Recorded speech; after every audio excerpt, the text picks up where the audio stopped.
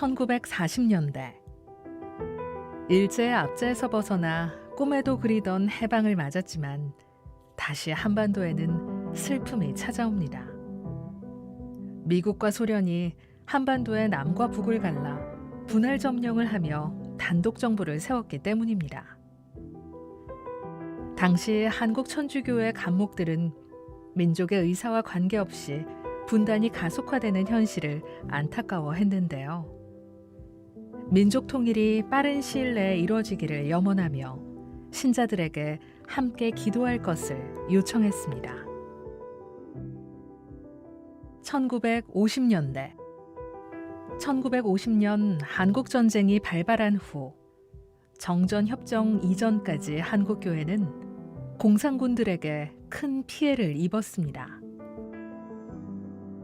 이에 따라 교회는 반공 입장을 강화하고 북한에 전쟁 책임을 부과하기도 했지만 1953년 정전협정을 체결한 후부터는 남북의 통일을 기원하는 기도를 바치기 시작했습니다.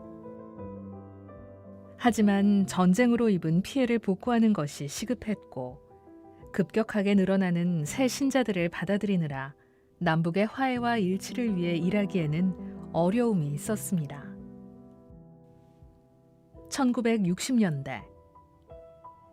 1960년대 초반에는 평화와 통일에 대한 의지도 적었지만 관심을 가지고 활동한다 해도 군사정권의 탄압을 피할 수 없었습니다.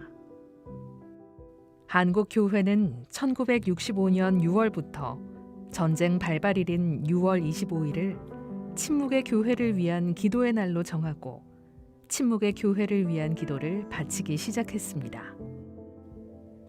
남북의 체제 경쟁이 심화된 시기지만 한국교회는 남북의 화해와 일치를 지향하며 북한 주민과 북한 교회를 위해서도 기도했습니다. 1970년대 이 시기에 한국교회는 선민주 후통일 노선을 따라 통일 문제에 관심이 크지 않았습니다. 그럼에도 매년 남북관계, 통일 관련 메시지를 발표하며 민족의 화해와 일치에 대한 관심을 이어갔습니다.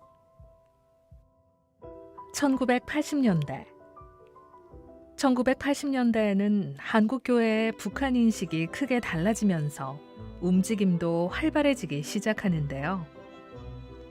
한국 천주교 설립 200주년 행사 당시 요한 바오로 2세 교황의 방문이 예정되어 있었고 교황이 북한 교회에 큰 관심을 보였기 때문입니다. 한국 천주교 200주년 기념사업 위원장이었던 김남수 주교는 자신의 연설문에서 분단 후 처음으로 북한을 두고 형제라는 호칭을 썼습니다. 또한 북한 선교 사업을 시작하며 신자들의 관심을 촉구하였습니다. 북한 선교위원회는 용서와 화해를 통해 우리 민족의 상처가 치유되기를 염원하면서 민족의 화해와 일치를 강조했습니다.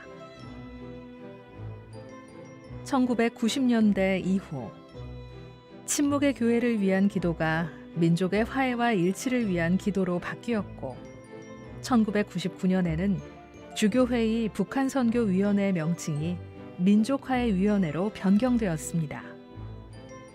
이와 같은 변화는 북한에 대한 인식이 바뀌었다는 것을 드러내 더욱 의미가 있습니다.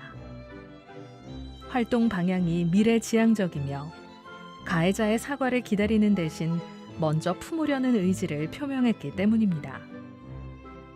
민족화해위원회는 민족의 화해와 일치를 위한 지속적인 기도운동을 하고 있습니다. 교회는 이러한 변화 속에서도 여전히 분단의 원인, 공산주의, 한국전쟁과 북한에 대한 정리된 입장을 내놓지 못하고 있습니다. 이는 한반도의 평화 통일을 주도해야 할 한국교회의 숙제라고 할 수 있는데요.